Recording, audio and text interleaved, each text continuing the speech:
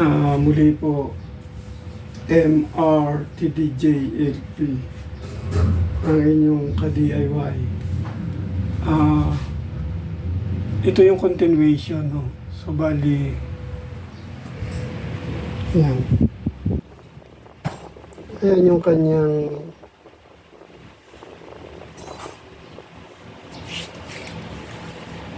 kanyang pulley. Ito yung pulley. So, tapos nakakabit siya sa pulsator. Pulsator. So, may shafting siya papuntang pulsator. May ngipin siya doon. Doon sa pinaka-tip niya, doon naka-install yung pulsator. Ito yung kinakabitan nito. Ito yung kinakabitan nito, driving belt. Itong driving belt na to, ito yung nakakabit sa reversible type motor. Ito reversible type motor, no? So, pag umaandar yung motor, umiikot to.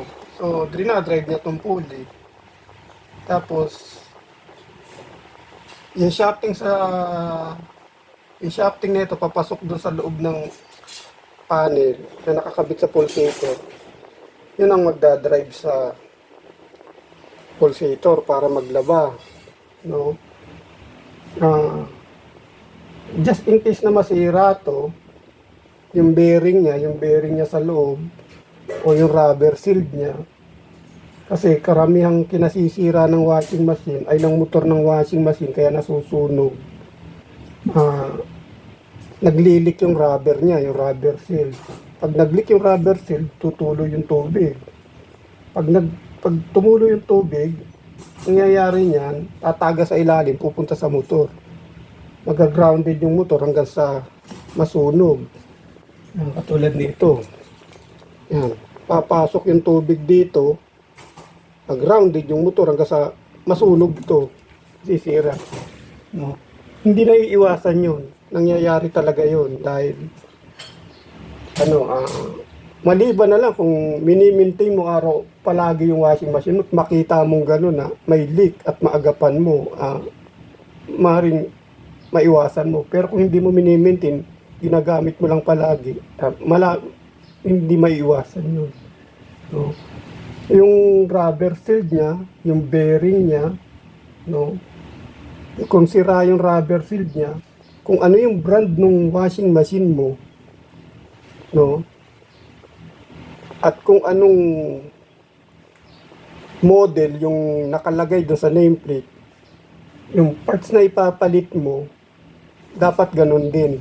Same brand, same model. Huwag mong kakabitan ng iba, baka hindi mag-match. No? Sayang lang yung pera mo pag kabit mo, baka ganun din. No? Meron siyang tornilyo rito, tinatanggal yan, tapos ilalabas mo lang to. Ilalabas mo lang to.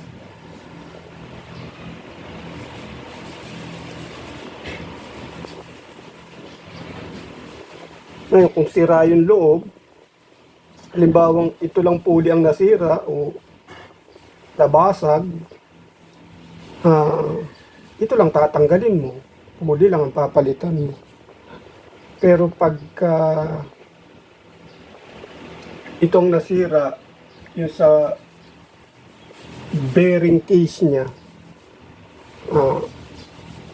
halimbawa sira yung bearing, tatanggalin mo to at saka tatanggalin mo rin to para makuha mo yung bearing sa loob. No?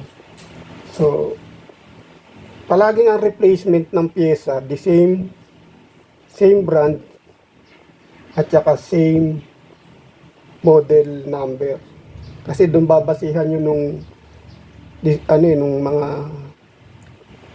mga service center o nung mga supplier kung ano yung ibibigay sa yung pyesa. No? So, yung bali, ganyan. Yan. Oo. Ito, pagka yung, pag nag, minsan pag nagwa-washing ka, pakita ko yung pulsator.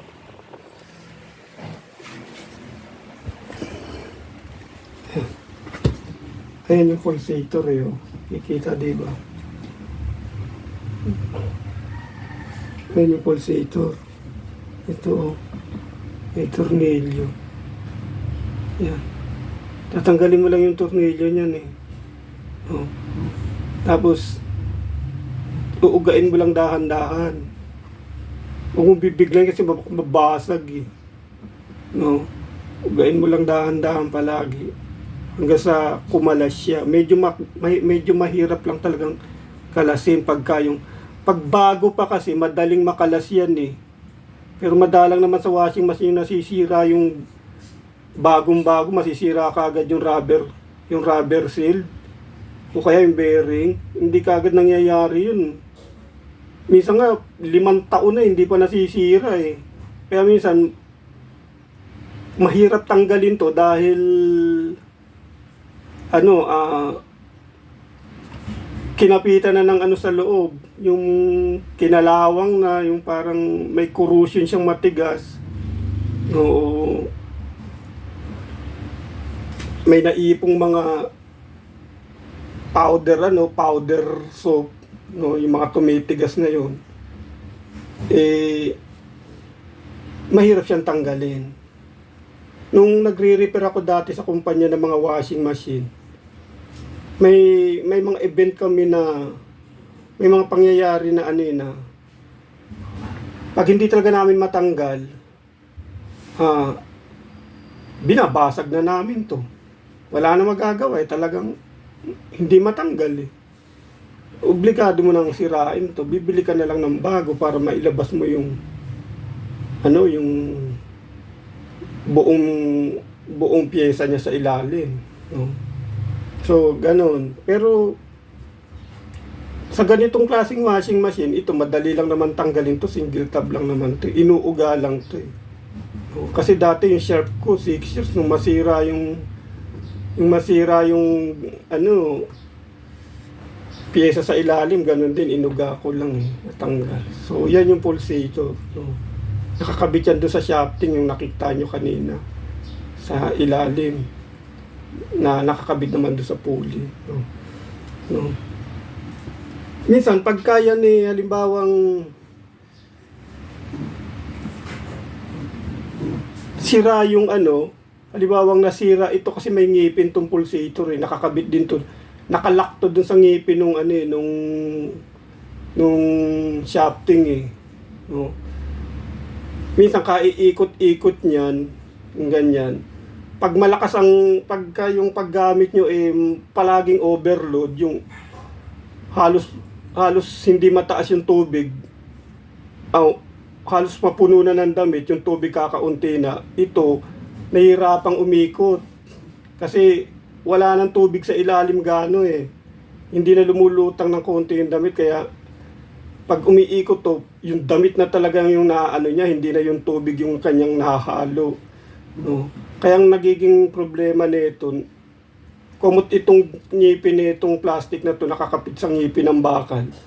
Pag nagkiskisan sila, ang una mapupudpod yung plastic, hindi yung bakal. Kaya ito mangyayari, mag-pre-wheel to. Mag-pre-wheel siya.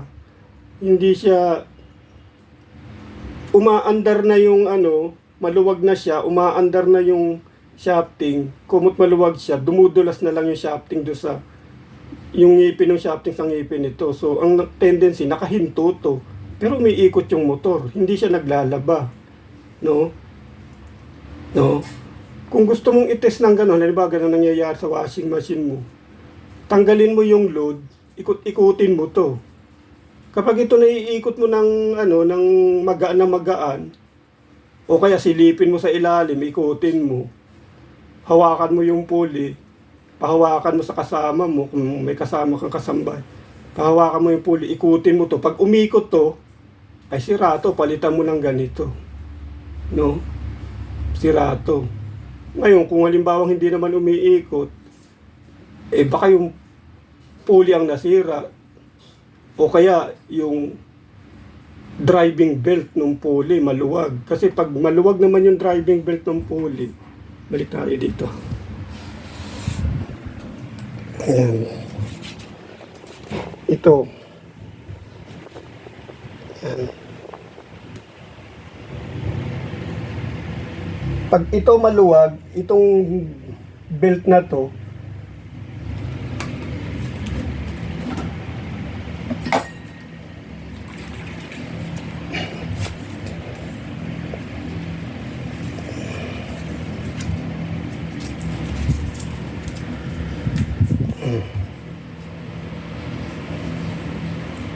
post natin. So, tuloy tayo, tuloy. Ito nga kanina, yung ito nakakabit dito, no? Makikita nyo naman to pag bubuuin no? Pero i-discuss lang natin ang ganito. No? Nakakabit yan dyan, tapos itong driving belt na to nakakabit dito sa pulley ng motor, no? No? Kapag ito lumuluwag yung siyempre ginagamit umi-expand na yung kanyang rubber, no? Ang nangyayari niya pag may load, kumot mabigat ikutin to dahil may load nga do sa loob ng panel no, do sa tab niya no, may load na damit no. So mabigat talagang ikutin to. Ang nangyayari, pag maluwag tong belt, driving belt, dumudulas na lang yan. Dumudulas dito. Yan, dumudulas dito sa pulley ng motor. Sa pulley ng motor. Dito, dumudulas sa pulley ng motor. Hindi niya na to naiikot ng husto. Kaya ang nangyayari, kung hindi mabagal umandar, o parang hirap, hindi umaandar yung pulsator, hindi umiikot ng pabalik-balik dahil dumudulas nga lang dito, no? So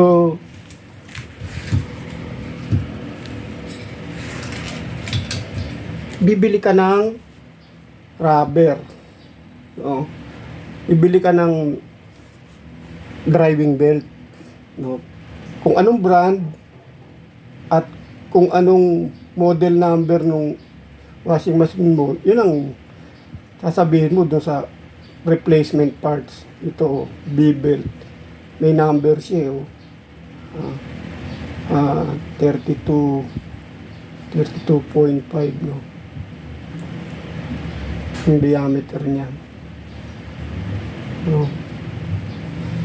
So,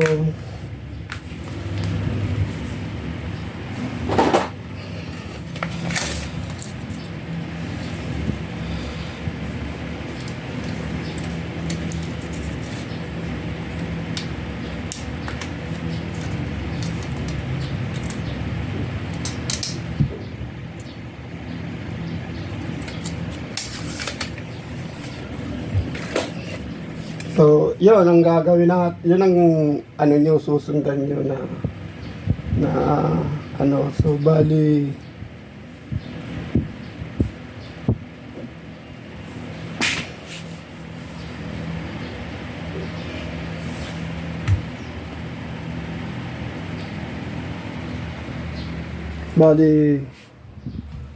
yan.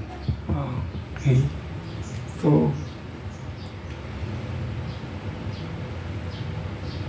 putulin ko muna yung video, cutting ko yung video para